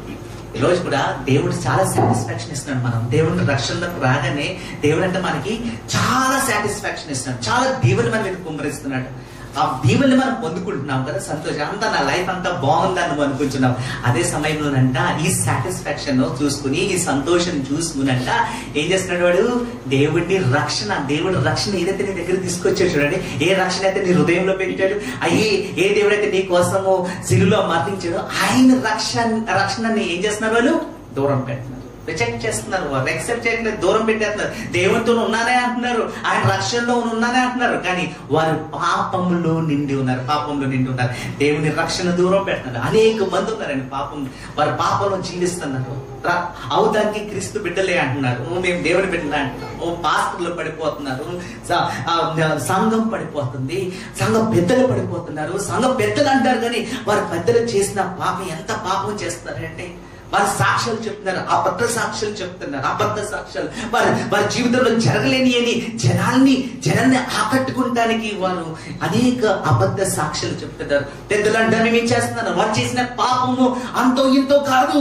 వారు అనుకుంటారు ఈ పెద్ద మందిరం ఉంది, ఈ పెద్ద మందిరంలో నేను సాక్ష్యం చెప్తే అందరు నన్ను చూస్తారని. పెద్ద మందిరం ఏంటండి, చిన్న మందిరం ఏంటండి? పెద్ద మందిరమైనా చిన్న మందిరమైనా కానీ ఈ రోజు ఒక రోజు నువ్వు ఇండివిజువల్ కదండి. పెద్ద మందిరం అంటే పెద్ద మందిరం వెళ్ళిపోదా కడిగి, దేవుడు మాత్రం ఒక్కొక్కరిని తీసుకుంటాడు. ఆ పెద్ద మందిరంలో నువ్వు ఒక్కరున్నారు, ఇద్దరున్నారో తెలియదు. అందరూ ఉన్నారా? అందరూ దేవుడితో కనెక్ట్ అవుతున్నారా? అందరు దేవుని మాటలకు నువ్వు పడుతున్నారా? విధేయంగా నువ్వు జీవిస్తున్నావా? నువ్వు నిలబడుతున్నావా దేవుని సన్నిధిలో? దేవుడు కోరుకునేదని నువ్వు హృదయపూర్వకంగా నిలబడి దేవుడు కోరుకొచ్చున్నాడు. దేవుని వైపు చూడమంట, నా వైపు చూడు దేవుడు అంటున్నాడు. Yes, you are looking into the God, just what the Bible says you should look. అంటే ఆ సాటిస్ఫాక్షన్, ఆ సంతోషంలో వెళ్ళిపోతున్నావా? ఆ జాబ్ లోనే సంతోషంగా వెళ్ళిపోతున్నావా? ఆ దీవంతో వెళ్ళిపోతున్నావా? సాటిస్ఫాక్షన్, నాకు హ్యాపీగా ఉన్నా, నా జీవితం అంతా హ్యాపీగా ఉన్నా నాకు అనుకోవచ్చు. ఒక ఆయన అంటున్నాడు, నా జీవితం చాలా హ్యాపీగా ఉందండి, దేవుడు అన్ని ఇచ్చేసాడు నాకు, మంచి జాబ్ ఇచ్చాడు నాకు, మంచి బిడ్డలు ఇచ్చాడు నాకు, నా భార్య కూడా ఉద్యోగం చేస్తుంది నాకు, ఇంకా నా జీవితం ఇంకేముండండి, ఇంత శాలరీని సంపాదిస్తున్నాను. కానీ ఒక్కరోజు కూడా చచ్చిపోయాను, ఒక రోజును కూడా దేవుని సన్నిధిలో మోకరించి ప్రార్థించే. నువ్వు సంపాదించిన అంత హ్యాపీగా ఉన్నాను అంటావు, కరెక్టే. కానీ ఈ హ్యాపీనెస్ నువ్వు పరలోకం తీసుకెళ్తావా? ఆ పరలోకంలో మరి దేవుడి దగ్గర కూర్చుంటావా? ఆయన పాదాల దగ్గర ఉంటావా? ఆ సాటిస్ఫాక్షన్ తోటే నువ్వు ఈ రోజు దేవుడిని దూరం పెట్టావు, దేవునికి దూరం అయిపోయావు. ఆయన ఎలా అయిపోయారంట? క్రొవ్వి పట్టి ఉన్నారని. క్రొవ్వి పట్టి ఉన్నారు. దేవుని సన్నిధిలో, దేవుని మందిరంలో క్రొవ్వి పట్టినట్టు ఉండకూడదు. దేవునికి నువ్వు లోపడాలని దేవుడు కోరుకుంటున్నాడు. ఆయన నేను పర్ఫెక్ట్ గా ఉండాలని దేవుడు కోరుకుంటున్నాడు. ఈ రోజు అందుకునే దేవుడు కష్టం తీసుకొస్తా. ఆ కష్టం చూసి నువ్వు దేవుని వైపు తిరగాలని దేవుడు కోరుకుంటున్నాడు. కానీ నిన్ను ఇబ్బంది పెట్టి నిన్ను దూరం చేయాలని దేవుడు కోరుకుంటున్నాడు. He wants to be near to you. That's what God says. చూడండి 6 వచ్చిన మనం చదువుకుంటే 5 ఒకసారి చదవమా. 5:17 వచ్చాడు. 5 చదవమా. వారు తమ్ము చెరుపుకొనిరి, ఆయన పుత్రులు కారు, వారు కలంకులు, మూర్ఖము గల వక్ర వంశము, బుద్ధి లేని. ఎంత భయంకరమైన మూర్ఖులు అవుతారంటే ఇంకా చూడండి, వారు ఏం చెప్పినా వారు వినరు. అంత భయంకరమైన పరిస్థితిలో వారు ఉంటారంటారు. అది ఆమోసు గ్రంథం కూడా తెలుసు. ఆమోసు 5:25-26 కూడా అదే అక్కడ తెలియజేస్తున్నాడు. 25 ఆమోసు 5:25-26 ఒకసారి చదవమా. అవశ్యం చదువుకుంటే సేమ్ అక్కడ కూడా రాయపడింది. చూడండి 5:25-26 చదవమా. ఇశ్రాయేలులారా, అరణ్యమందు 40 సంవత్సరములు మీరు బలులను నైవేద్యములను నాకు అర్పించితిరా. మీరు మీ దేవుని అయిన మెలేకు గుడారమును, మీరు పెట్టుకొనిన విగ్రహముల పీఠమును మీరు మోసుకొని వచ్చితిరి కదా. కాబట్టి నేను దమస్కు పట్టణము అవతలకు మిమ్మల్ని చెరగొని. చూడండి అక్కడ కూడా వారు పాపం చేశారు. మూర్ఖులు ఎంత చెప్పాడు దేవుడు కానీ వారు వినలేదు. వారు చేయాల్సింది అదే చేశారు. ఏదైతే చెయ్యొద్దు అంటామో అదే చేస్తారు. దేవుని సన్నిధిలో ఇది చేయకూడదని అంటాం కానీ అదే చేస్తారు. అదే పాపం చేస్తారు. అన్న చూస్తలేదులే, లేకపోతే పాస్టర్ చూస్తలేదులే, లేకపోతే ఆ వ్యక్తి చూస్తలేదులే అని అనుకుంటారు. కానీ వారు చేయాల్సిన పాపం అంతా చేసేస్తారు. దేవుని మందిరంలో నువ్వు దేవుని మందిరంలో పాపం చేస్తున్నావేమో, దేవుని మందిరంలో నువ్వు పాపంగా నిలబడింది. కానీ దేవుడు నీ హృదయం చూస్తున్నాడు. నువ్వు చేసే ప్రతిదీ నీ హృదయం అక్కడ కౌంట్ అవుతుంది. దేవుడు ఒక రోజు నువ్వు దేవునికి జవాబు చెప్పాలి. అది చూడండి 1 కొరింథీ 10:20 చదువుకుందామా. 1 కొరింథీ 10:20 అక్కడ భక్తుడు తెలియజేస్తున్నాడు. 1 కొరింథీ 10:20 చదవమా. లేదు గాని అన్యజనులను బలులను దేవునికి కాదు దయ్యములకే అర్పించుచున్నారని చెప్పుచున్నారు. మీరు ఏం చేస్తున్నారు? ఈ బలులని మీరు ఎవరికి అర్పిస్తున్నారు? దయ్యాలకి. దేవుడికి కాదు, దయ్యాలకి మీరు బలు అర్పిస్తున్నారు. ఈ బలు అర్పించేస్తున్నారు అనుకుంటున్నారేమో. No, you are not sacrificing to the God almighty. ఈ బలిని ఎక్సెప్ట్ చేయడు. ఈజ్ ఆల్రెడీ డన్ ఈ సాక్రిఫైస్. ఇంకా సాక్రిఫైస్ వద్దు. ఇంకా నువ్వు అనేక మొక్కులు అంటారు. నేను ఇక్కడికి వెళ్ళి ఇది నేను మొక్కుకున్నాను, ఇది నేను చెయ్యాలి అని అంటారు చాలా మంది. అసలు ఎస్పెషల్లీ నేను చెప్తున్నాను క్రైస్తవులు అంటారు. రీసెంట్ గా మెదక్కి వెళ్ళాం. మనం మెదక్ అంటే అదేమనుకుంటారంటే ఆ మెదక్కి వెళ్తే, ఆ మెదక్ చర్చిలోకి వెళ్తే అన్ని జరిగిపోతాయంట. ఎవరు చెప్పారండి? మెదక్ చర్చిలోకి వెళ్తే అన్ని జరిగిపోతాయని. మందిరం అనేది నీ హృదయంలో ఉండాలి. నువ్వు నీ హృదయంలో పెట్టుకున్న మందిరంలో ఉన్న దేవుడిని అడిగితే అది జరుగుతుంది. కానీ ఏదో గోడల మధ్యలో ఉన్న దేవుడు ఉంటాడని అనుకుంటాను మూర్ఖత్వం అండి. అసలు మూర్ఖత్వంగా బిహేవ్ చేస్తారు. మీరు బలు అర్పించేస్తున్నారు. అవి దెయ్యాలకి మీరు అప్పు చెప్తున్నారు, దేవునికి కాదు. యాక్చువల్ గా మెదక్ చర్చ్ ఫేమస్ దేనికి ఏంటంటే అది స్టోన్స్ తో కట్టారు. They haven't use the top, it's stones. And ఆ మిర్రర్స్ అవన్నీ, గ్లాసెస్ అన్ని అబ్రాడ్ నుంచి రప్పించారు. చార్ల్స్ వాకర్ అవన్నీ రప్పించాడు. అక్కడ అబ్రాడ్ నుంచి రప్పించాడు. అది రప్పించి అవన్నీ ఆ టైంలో అంతా కాన్స్ట్రక్షన్ చేయించారు. అదే అక్కడికి వెళ్తే ఏదో అద్భుతాలు జరిగిపోతాయి, ఆ జరిగితే అంతా దేవుడు చూసేస్తాడు, దేవుడు అంతా ఏదో మేలు చేసేస్తాడు అనుకోకండి మీరు. That is famous because of the construction, not because of what God has. అది ఎక్కడో దేవుడు దిగుచ్చేసడం కాదు. అది దేవుడు నీలో అద్భుతాలు జరగాలని దేవుడు నీలోకి రావాలి. ఆ యాక్సెప్టెన్స్ నీలో ఉండాలి. అయితే మందిరంకి వెళ్ళిపోతే అయిపోతుందని కాదు. It should come from inside. It should come from inside. That's what it is. కానీ మనం ఏం చేస్తామంటే ఆ మందిరంకి వెళ్తే అక్కడ జరిగిపోతుంది, అక్కడికి వెళ్తే మనం జరిగిపోతుంది. చాలా మంది ఎక్కడికి వెళ్తారంటే చెన్నై వెళ్ళిపోతారు, తమిళనాడు వెళ్ళిపోతారు. అక్కడికి వెళ్ళి మా పిల్లలకి హెయిర్ కటింగ్ చేయించాలండి, గుడి చేయించాలి. అక్కడికి వెళ్ళానండి, గుడి చేయించుకుని తీసుకొచ్చాను. గుడి దేనికి అక్కడ ఇక్కడ నుంచి నువ్వు అంత దూరం ప్రయాణం చేయాలా?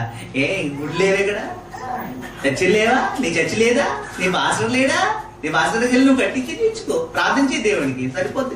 నువ్వు అంత దూరం వెళ్ళాలా? జనము అది వీళ్ళంట మూర్ఖంగా బిహేవ్ చేస్తారంట. That's what the Bible says. మూర్ఖంగా మీరు ఎందుకు ఉంటున్నారు? దేవుడు నీ హృదయంలో ఉన్నాడు, దేవుడు నీతో మాట్లాడుతున్నాడు. దేవుడు నువ్వు హృదయపూర్వకంగా నువ్వు యాక్సెప్ట్ చేయి. నువ్వు ఎక్కడున్నా కానీ అక్కడ దేవుడు ఉంటాడు. అందుకనే 2-3 ప్రార్థించిన దగ్గర నేను ఉంటానంటున్నాడు దేవుడు. నువ్వు ఎక్కడైతే ప్రార్థిస్తావు దేవుడు దిగి వస్తాడు అక్కడికి. నువ్వు ఎక్కడికి వెళ్ళకుండా దేవుడే నీ దగ్గరికి వస్తాను అంటున్నాడు. నువ్వు ఎక్కడ పరిగెడు. అప్పుడు అంటే యూదులు ఏం చేసేవారు, ఇశ్రాయేలులో ఉన్న మందిరం దగ్గరికి వెళ్ళేవారు. దేవుడు ఎందుకంటే అక్కడ దిగి వచ్చేవాడు కాబట్టి ప్రజలందరూ నా దగ్గరికి రావాలని దేవుడు కోరుకున్నాడు. అందుకని ప్రజలందరూ, ఎందుకంటే ఆ హృదయంలో వారికి పాపం అనేది అడ్డొచ్చింది. పాపము అడ్డొచ్చింది కాబట్టి అందుకని దేవుడు వారి హృదయంలోకి రాలేడు కాబట్టి దేవుడు ఏమన్నాడు, మీరే నా దగ్గర రావాలని చెప్పి మందిరం దగ్గరికి వచ్చి వాళ్ళ బంధు అర్పించేవారు. కానీ టైం మారిపోయింది. దేవుడే దిగి వచ్చి ఆయన మన కోసం మరణించాడు. దేనికోసం?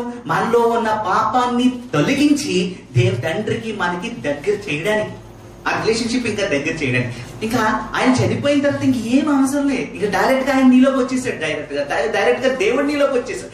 దేవుడు డైరెక్ట్ నీలో వచ్చేసినప్పుడు నువ్వెందుకు పరిగెడుతున్నావు? అటు ఇటు పరిగెడుతున్నావు. నువ్వు విశ్వాసంగా నువ్వు నీ సన్నిధిలో నువ్వు నిలబడి నువ్వు ప్రార్థించు. దేవుడు ఖచ్చితంగా నీ జీవితంలో అద్భుతం చేస్తాడు, అద్భుతం చేస్తాడు. Yes, for looking about the beauty, yes you can. Beauty కోసం ఎస్, నువ్వు మందిరికి వెళ్ళి నువ్వు ప్రార్థన చేసి no problem, you can go and pray, not a problem. కానీ ఇక్కడే నా జరుగుతుందంత మాత్రం మూర్ఖత్వం, దట్స్ రాంగ్. అదే అక్కడే జరగదు. అది నీలో ఉండాలి. నీలో ఎప్పుడైతే ఉంటుందో ఆ శక్తి దేవుడు నీ మీద కుమరిస్తాడు, ముందుకు నడిపిస్తాడు. ఎస్, చూడండి 6 చదవమా, కొత్తగా చదవాలి. 6వ వచనం, 32:6. ఎస్, బుద్ధి లేని అవివేక జనమా, ఇట్లు యెహోవాకు ప్రతీకారము చేయుదురా? ఆయన నిన్ను సృష్టించిన తండ్రి కాడా? ఆయన నిన్ను పుట్టించి స్థాపించను. చూడండి, ఆయన తయారు చేశాడు, ఆయన నీకు తండ్రిగా ఉన్నాడు అంటున్నాడు. తండ్రి చూడండి, తండ్రిగా ఉన్నాడు అంటున్నాడు. ఇక్కడ దేవుడు తెలియజేస్తుంది తండ్రి అంటే. ఇక్కడ యూదులు ఎప్పుడు తండ్రి అనే యూజ్ చేస్తారు. అంటే తండ్రి అనేది value, it's very valuable word. మీకు తండ్రి అని, నన్ను ముందు పెట్టారు, మీరు తండ్రి అంటున్నారు. మీరు నన్ను నేనే తయారు చేసిన అంతా అంటున్నారు. కానీ చేయాల్సిన పనులన్నీ మీరు చేసేస్తున్నారు. ఇంకేంటి? ఒక తండ్రి నీ దగ్గర కోరుకునేది ఏంటి? ఇప్పుడు చూడండి, అప్పుడు నీ కొడుకు నీ దగ్గరికి వచ్చి నానా అంటాడు. అదే పక్కింటికి వెళ్ళి నానా అంటే ఏం చేస్తాడు? గొడవ అయిపోవా? భూకంపాలు వచ్చేవా? ఇక నా రోజన్నీ సునామీలన్నీ వచ్చేస్తాయి. ఇంట్లో ఆ ఇంట్లో వచ్చేస్తాయి, ఈ ఇంట్లో కూడా వచ్చేస్తాయి. అన్ని ప్రాబ్లమ్స్ వచ్చేస్తాడు. దేవుడు నిన్ను తయారు చేసుకున్నాడు. దేవుడు అంటున్నాడు, నేను దేవుడిని అంటున్నాడు. కానీ నువ్వేం చేస్తున్నావు? పక్కింటికి వెళ్ళి అక్కడున్న విగ్రహాన్ని నువ్వేం చేస్తున్నావు? దండం పెట్టి అంటాడు, పూజ చేస్తావు. That's what happened. యూదులు అదే చేశారు. యూదులు అన్ని జనుల దగ్గరికి వెళ్ళి వారిలో ఆ విగ్రహాలు ఐగుప్తు నుంచి అయ్యే తెచ్చుకున్నారు. అలవాట్లు తెచ్చుకుని వాటికి ఆరాధన చేస్తారు. దేవుడికి ఎంత కోపం వస్తుంది చెప్పండి? దేవుడికి ఎంత కోపం వస్తుంది? ఆ ఫిలిస్తీన్లు అంటే దేవుడి మందసాన్ని తీసుకెళ్ళి అక్కడ పెడితే ఆ మందిరంలో ఉన్న అక్కడున్న బొమ్మలు ఏమైపోయినాయంట? పడిపోయినాయి, పగిలిపోయినాయి అంట. ఆ శక్తిని తట్టుకోలేకపోయినాయి అంటుంది. ఆ శక్తిని తట్టుకోలేకపోయింది. అలాంటి పరిస్థితులు అంటే దేవునికి ఉన్న శక్తి వాళ్ళు అప్పుడు కూడా గమనించలేదు. What God has done in their life. అద్భుతాలు చేసే దేవుడు ఉన్నాడు. నిజమైన దేవుడు మన మధ్యలో ఉన్నాడు. ఆయన మన కోసం ఉన్నాడు. ఆయన మనల్ని రక్షిస్తాను అంటున్నాడు. దేవుడు అనేక విషయాలు దేవుడు మనకు తెలియజేస్తున్నాడు, అద్భుతాలు చేస్తున్నాడు. ఆయన చేసిన మేలన్నీ ఈ రోజు మనం మర్చిపోయి అంటున్నాము, దేవుడు మన జీవితంలో ఏమేమి చేశాడా అని క్వశ్చన్ మనం వేస్తున్నాం. తండ్రి చేశాడా అని, ఆయన మనం తయారు చేశాడా? ఒక క్వశ్చన్కి వచ్చేస్తాం మన ఈరోజు. చూడండి 31:11 చూడండి. ఇక్కడ దేవుడు చూడండి, అక్కడ మాట్లాడే మాటలు 11 చదువుదాం. పక్షిరాజు తన గూడు రేపి తన పిల్లలపై అల్లాడుచు రెక్కలు చాపుకొని వాటిని పట్టుకొని తన రెక్కల మీద వాటిని మోయునట్లు యెహోవా వానిని నడిపించను. చూడండి ఎంత దేవుడు మోషే ద్వారా ఏం తెలియజేస్తున్నాడని, పక్షిరాజుని తీసుకొస్తున్నాడని. పక్షిరాజు, there is lots of story in this eagle. ఈ పక్షిరాజు కోసం చాలా కథలు ఉన్నాయి. ఈ పక్షిరాజు అంట ఏం చేశాడంట, అప్పుడు ఆ కాలంలో మనం చూస్తే సినాయి కొండ మీద ఉన్నాడంట. సినాయి కొండ మీద ఎక్కువ ఈ పక్షిరాజులు ఉండే అంట. అందుకనే సినాయి కొండ మీదకి ఎప్పుడు మోషే వెళ్తా ఉండేవాడు. అనేది ఈ పక్షిరాజును ఎప్పుడు చూస్తా ఉన్నాడు. అందుకనే ఈ పక్షిరాజులు ఇశ్రాయేల్ ప్రజలు కూడా చూసారు. ఈ పక్షిరాజులు ఈ పక్షి ఏ విధంగా చేస్తుందో, ఈ పక్షి ఏ విధంగా ఎగురుతాదో ఈ ఇశ్రాయేల్ ప్రజలు తెలుసు కాబట్టి అందుకనే ఈ పక్షిరాజుని దేవుడు తీసుకొస్తున్నాడు. ఈ పక్షిరాజు ద్వారా వీరు ఒక పాఠం నేర్చుకుంటున్నట్టున్నాడు. చూడండి, ఈ పక్షిరాజులంట ఏం చేస్తాయంటే ఎత్తైన కొండ మీద ఉంటాయంటే ఎత్తైన స్థలం మీద వారి గుడ్డలు పెడతాయి. ఆ గుడ్డలతో పాటు వారి పిల్లలు వస్తాయి. ఆ పిల్లలు వెంటనే అవి వెంటనే ఎగరిపోయి అవి ఏం చేస్తారంటే ఎక్సైట్మెంట్ ఉంటుంది. మనలాగే ఏదో ట్రై చేద్దాం అని అనుకుంటాం కదా. ఏదో ట్రై చేసిన తర్వాత మనకు దానికి ఏంటో తెలుస్తుంది. షాక్ పడితేనే తెలుస్తుంది. షాక్ పడితేనే మీరు ఏం చేస్తాయంటే దూకేస్తాయండి. పైనుంచి దూకేస్తాయండి. దూగ్గని ఆ పక్షిరాజు అంటే అక్కడ తల్లి ఉంటది, తండ్రి ఉంటాడు. తల్లి ఉంటాడు. తండ్రి తల్లి ఉన్నప్పుడు ఎక్కువ ఎవరెవరు ప్రొటెక్ట్ చేస్తారు కదా, తల్లి అంట తండ్రి కంటే పెద్దగా ఉంటాడంట. తండ్రి కంటే పెద్దగా ఉంటది. అది ఏం చేస్తుంది, వెంటనే ఎప్పుడైతే ఆ పిల్లలు పైనుంచి దూకుతాయో అసలు మేము కూడా ఎగరాలి, మా అమ్మలాగా మేము కూడా ఎగరాలని చెప్పేసి అవి జంప్ చేయగానే తల్లి అంటండి కిందకి వెళ్ళి వాటిని పట్టుకుంటాయంట. ఆ రెక్కల మీద వారిలా చూస్తారు. అవి పైనుంచి కింద పడతా ఉంటే ఇలా కింద రెక్కలా చాపుతాయంట. ఆ రెక్కల మీదకి వచ్చి ఎలా పడతాయంట. అలా ఒకసారి కాదు, పైనుంచి కింద పడ్డాం కదా, వాడు మా అమ్మ మమ్మల్ని పట్టుకుంది, నెక్స్ట్ ఇంకా ధైర్యం వచ్చేస్తాడు. ఇంకా ధైర్యం మళ్ళీ పైనుంచి మళ్ళీ జంప్ చేస్తాయంట. అలా ఒకసారి 2 సార్లు 3 సార్లు దాకా వాళ్ళు జంప్ చేస్తానే ఉంటాయంట. ఎక్సైట్మెంట్. ఆ 3 సార్లు జంప్ చేసినాక వారికి అది ఎగరటం అనేది తెలుస్తుంది అంట. కానీ సెకండ్ టైం జంప్ చేసిన ఫస్ట్ టైం వారికి తెలియదు జంప్ చేసేస్తారు. జంప్ చేసిన తర్వాత వారికి తెలియదు అసలు ఏమవుతుంది, తెలియదు. ఎక్సైట్మెంట్ మీద జంప్ చేస్తారు. కానీ రెండోసారి వారికి ధైర్యం వస్తుంది, మా అమ్మ పట్టుకుంటారు.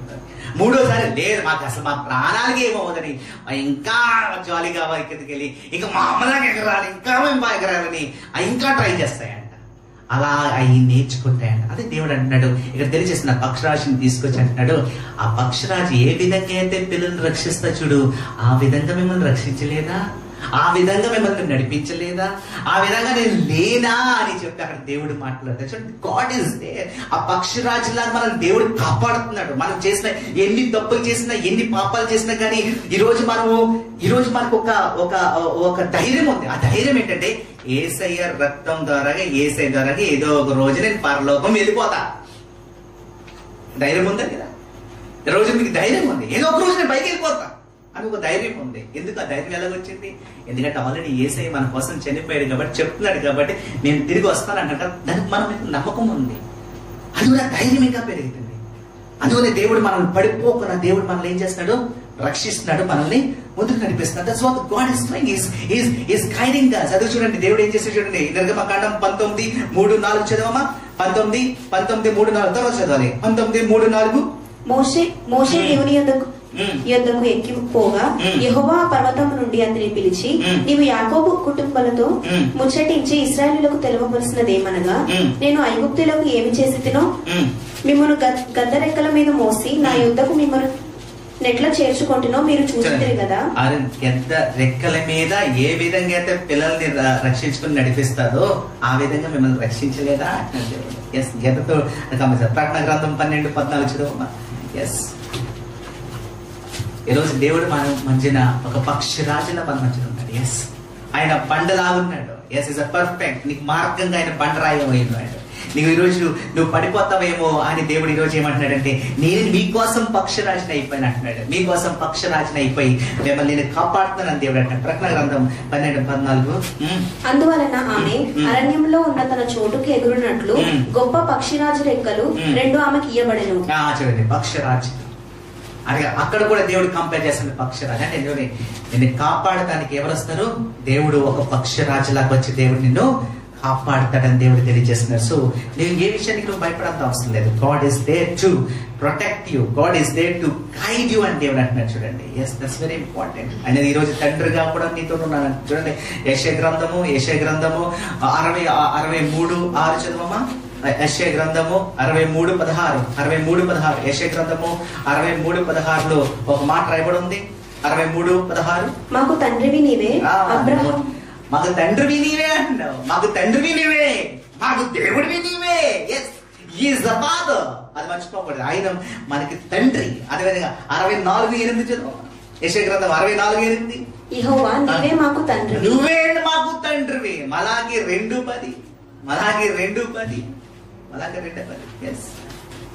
Yes, God says, yes, He is the Father. He is the Father. మర్చిపోకూడదు మనం. మనకందరికీ తండ్రి ఒక్కడే. మనకందరికి తండ్రి ఒకడే. అందరికి తండ్రి, ఆయన బిడ్డలు మనకు తండ్రి ఒక్కడే. అందుకనే యేసయ్య కూడా ఈ భూలోకంకి వచ్చి అంటున్నాడు, మనకి తండ్రి ఒక్కడే.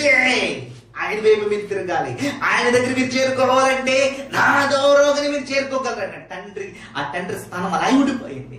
ఆయన కుమారుడికి వచ్చాడు కానీ ఆయన స్థానం మాత్రం అక్కడ పెట్టుకుని వచ్చాడు తండ్రి. Yes, you have to go there అని చూడండి. 6 మత్తయి సువార్త 6:9. మత్తయి సువార్త 6:9. కాబట్టి మీలాగా ప్రార్థన చేయుడి, పరలోకమందున్న మా తండ్రి. పరలోకములో ఉన్న మా తండ్రి. ఎస్, 26, అదే 6:26. ఆకాశ పక్షులను చూడుడి, అవి విత్తవు కోయవు, కొట్లలో కూర్చుకొనవు, ఆయనను మీ పరలోకపు తండ్రి వాటిని పోషించుచున్నాడు. తండ్రి పోషిస్తున్నాడు. ఈ రోజు మనం అందరూ ఎవరు పోషిస్తున్నారు? తండ్రి మనల్ని పోషిస్తున్నాడు. ఎస్, 32, 6:32. ఇవన్నీ మీకు కావాలనని మీ పరలోకపు తండ్రికి తెలియను. మీకు ఎన్ని కావాలని ఎవరు తెలుసు? తండ్రికి తెలుసు. ఈ రోజు నువ్వు ఏసైనా అడిగితే, ఏసై నాకు ఇది ఇవే ఏసై అని నువ్వు అడుగుతున్నావేమో, నీకు ఏదైతే కావాలో అది ఆల్రెడీ తండ్రికి తెలుసు. తండ్రికి తెలుసు నీకు ఏది కావాలో తండ్రికి తెలుసు. దేవుడు నీకు ఇస్తాడు, తండ్రిగా ఉండి నీకు ఇస్తాడు. తండ్రి ఎప్పుడు వెనక్కు అడిగాడు అంటే కుమారుడు అడిగితే ఏదో ఒక రోజుని ఆ తండ్రి చేస్తాడంట. తండ్రి తీసుకొచ్చిస్తాడు. నా కుమారుడు అడిగాడు, ప్రేమతో అడిగాడు, నా కొడుక్కి నేను ఇవ్వాలి, నా కూతురికి నేను ఇవ్వాలి అని చెప్పి తండ్రి ఎప్పుడు నిలబడతాడు. వాళ్ళ కోరికకే. ఈ రోజు నేను అంతా కష్టపడింది ఎవరి కోసమే? నా బిడ్డల కోసమే కదా అంటాడు తండ్రి ఎప్పుడు. వారి కోసమే కష్టపడి, వారి కోసమే వారు ఆయన ఎన్ని ఎండలు వచ్చినా, ఎన్ని వానలు వచ్చినా కానీ ఆయన ప్రయాణం చేస్తాడు. ఎందుకు? నా బిడ్డలు సంతోషంగా ఉండాలి అని తండ్రి ఎప్పుడు నిలబడి. ఏ విధంగా అయితే ఈ భూలోకంలో ఉన్న తండ్రి ఏ విధంగా అయితే కష్టపడతాడో అలాగే ఆ పైన ఉన్న తండ్రి కూడా నీ కోసం ఎదురు చూస్తున్నాడు.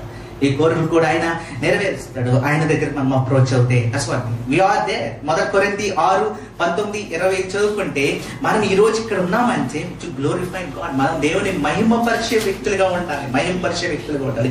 ఆయన దగ్గరికి వచ్చి మనం మహిమపరిచే. చూడండి, మొదటి కొరింథీ 6:19-20 చదవము. మీ దేహము దేవుని వలన మీకు అనుగ్రహింపబడి మీలోనున్న పరిశుద్ధాత్మకు ఆలయమై ఉన్నదని మీరు ఎరుగరా? మీరు మర్చిపోతున్నారా? మీ బాడీ ఎవరిది? దేవుడిది. ఈ శరీరము ఎవరిది? దేవుడిది. ఈరోజు నువ్వు నల్లగా ఉన్నావేమో, ఈరోజు నువ్వు ఎర్రగా ఉన్నావేమో, ఈరోజు నువ్వు ఇంకో కలర్లో ఉన్నావేమో. ఏ కలర్లో ఉంటే ఏంటి, నీ బాడీ ఎవరిది? నువ్వు అందంగా ఉండవచ్చు, అందం లేదు కానీ ఎలా ఉన్నా కానీ, ఎలాంటి పరిస్థితుల్లో ఉన్నా కానీ నీ బాడీ ఎవరిది? దేవుడి ఇష్ట ప్రకారంగా నేను తయారు చేసుకున్నాను. దేవుడికి ఇష్టం నా బిడ్డ లాగా ఉండాలని చెప్పి తయారు చేసుకున్నాను. హైట్ కావాలని అంటాను. ఒకటంటండి జస్ట్ ఒక 4.9 ఉన్నాడంటే, 4.9 feet ఉన్నాడంటే. నాకంటే మంచి సంబంధాలు రావట్లేదంట. నేను కూడా హైట్ గా ఉండాలని చెప్పి ఆయన ఏం చేశాడు తెలుసా? ఆపరేషన్ చేయించేసుకున్నాడంట లెగ్స్ కి. ఆ 2 కాళ్ళకి ఆపరేషన్ చేయించేసుకున్నాడు. 2 కాళ్ళకి ఆపరేషన్ చేయించేసుకున్నాడంట. ఆపరేషన్ చేసుకున్న తర్వాత ఫస్ట్ అంతా సక్సెస్ అయిందంటండి. ఎన్ని రోజులు? ఒక 1 నెల రోజులు సక్సెస్ అయిందంటండి. ఆ 1 నెల రోజుల తర్వాత 2 కాళ్ళు తీసేసాడండి. ఇప్పుడు 4.9 ఏమైపోయింది? దాంట్లో సగం అయిపోయాడు. మనం అనుకుంటాం నిజం జరిగింది. It's happened in Hyderabad. News లో కూడా అప్పుడు సెన్సేషనల్ న్యూస్ కూడా వచ్చేసింది. We want everything to happen అంటే మనం అనుకుంటాం, కానీ దేవుడు మాత్రము మనకి ఏదైతే ఆ హైట్ లో పెట్టాడంటే because he likes you to be in that height. That's height. ఆ హైట్. నువ్వు ఆ హైట్ లో ఉండి ఐశ్వర్య లాంటి హైట్ లో నాకు భార్య రావాలని కోరుకుంటాను, నీ మూర్ఖత్వం. That's wrong. బస్ నీ అర్థంలో చూసుకోండి. Yes, God has done me like this. నాకు సంబంధించి నా హైట్ కి నా తగ్గట్టు దేవుడు తీసుకొచ్చిన పక్కన కదా ఆ విశ్వాసంతో నువ్వు దేవుడి మీద. ఎందుకంటే ఈజ్ పర్ఫెక్ట్. పర్ఫెక్ట్ గా ఉన్నటువంటి నీ జీవితంలో కూడా పర్ఫెక్ట్ గా దేవుడు చేస్తాడు. నీకు అనుకున్నట్టు దేవుడు చేస్తాడని బైబిల్ గ్రంథం రాసుకుని. ఎందుకంటే ఈ బాడీ ఏమైందంటే ఎవరిని మహింపరచాలి? దేవుడిని మహింపరచాలి. మనలో ఉన్న ఆత్మ ఏమై ఉండాలి? మందిరమై ఉన్నది. ఎస్, మందిరమై. అందుకని ఎక్కడో తలంచుకుంటే అంతా జరుగుతుంది. నువ్వు ఎక్కడో వెళ్ళక్కర్లేదు, దేవుని సన్నిధిలో ఉండి ప్రార్థించి. ఎందుకంటే ఈ బాడీ దేవుడిది. ఎస్, నీ హృదయం ఏమై ఉండాలి? ఇప్పుడు ఆలయము అయి ఉండాలని దేవుడు అక్కడ కోరుకుంటున్నాడు. That's what God says it should be. 43, 47 చదువుదాం. 43, 47, 32, 43, 47 చదువుకుంటే డెట్రానమీ 32, 43 లాస్ట్ మనం చదువుకుంటే, జనములారా ఆయన ప్రజలతో కూడా ఆనందించుడి, హతులైన తన సేవకులని బట్టి ఆయన ప్రతిదండన చేయును, తన విరోధులకు ప్రతీకారము చేయును, తన దేశము నిమిత్తము తన ప్రజల నిమిత్తమును ప్రాయశ్చిత్తము చేయును. చూడండి అని అంటున్నాడు, he is the blood, he is going to give, he is going to save the people అంటున్నాడు. నేను నా ప్రజల్ని రక్షించుకుంటాను అంటున్నాడు దేవుడు. అలాగే ఆయన చెప్పినట్టు ఏం చేశాడు, ఆయన ఈ లోకంకి వచ్చి ఆయన ఏం చేశాడు, మన కోసము, ఇశ్రాయేలు ప్రజల కోసము, అందరి కోసం ఆయన ఏం చేశాడు, శిలువలో మరణించాడు. వారికి రక్షణ కావాలని, వారికి రక్షణ రావాలని దేవుడు ఆ రోజు ఆల్రెడీ మోషే తెలియజేశాడు, మోషే నువ్వు ఈ పాట రాయి, ఈ కీర్తన నువ్వు రాయి, ఈ కీర్తన ఇశ్రాయేలు ప్రజలందరూ వారు నేర్చుకోవాలి, వారు అనుదినము ఈ పాట పాడాలి, ఎందుకంటే వారి జీవితంలో ఇది జరగబోతుంది ఆ దేవుడు ఆ రోజుని తెలియజేశాడు. ప్రజలంటే బైహార్ట్ చేసేసారు, రోజు పాడుకున్నారు. కానీ ఏం జరిగింది వారి జీవితంలో, జరగాల్సినంత జరిగిపోయింది. కీడు వస్తుందని దేవుడు తెలియజేశాడు, కీడు వచ్చేసింది. సాటిస్ఫాక్షన్, ఎందుకంటే దేవుడు అంత మంచి రాజులు వచ్చారు, రాజుల కాలంలో వారు అంత ఎంత హ్యాపీగా వారు బ్రతికారో, ఆ హ్యాపీనెస్ తో వారు పాపం కూడా చేత ఉంది, భయంకరమైన పాపంతో వాళ్ళు క్రోపు పట్టిన జీవుల్లా మారిపోయారంట. అందరికి క్రోపు పట్టేస్తారు, ఇంకా వారికి ఇంకా అలసట వచ్చేసింది, వారు ఇంకా దేవుని దూరం పెట్టేశారు, అనేక దేవతలను వారు ఆరాధిస్తాం మొదలు పెట్టారు. ఇంకా దేవుని కోపం వచ్చి దేవుడు వారి మీద కీడు తీసుకొచ్చిన గ్రంథం మనకు తెలియజేసి యోహాను సువార్త 1:29, యోహాను సువార్త 1:29 మనం చదువుకుంటే 1:29. ఎస్,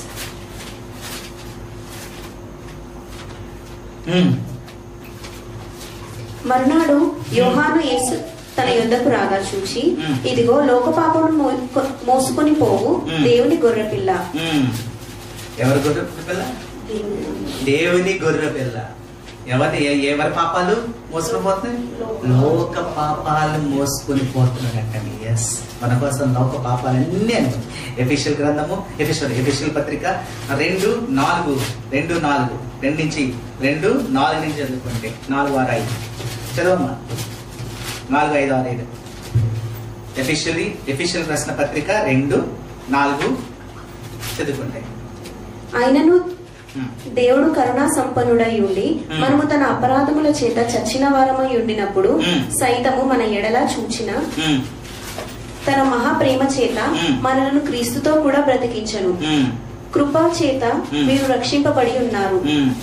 క్రీస్తు యేసునందు ఆయన మనకు చేసిన ఉపకారము ద్వారా అత్యధికమైన తన కృపా మహేశ్వర్యమును రాబో యుగములలో కనపరుచు నిమిత్తమును క్రీస్తు యేసునందు మనను ఆయనతో కూడా లేపి పరలోకమునందు ఆయనతో కూడా కూర్చుండబెట్టెను.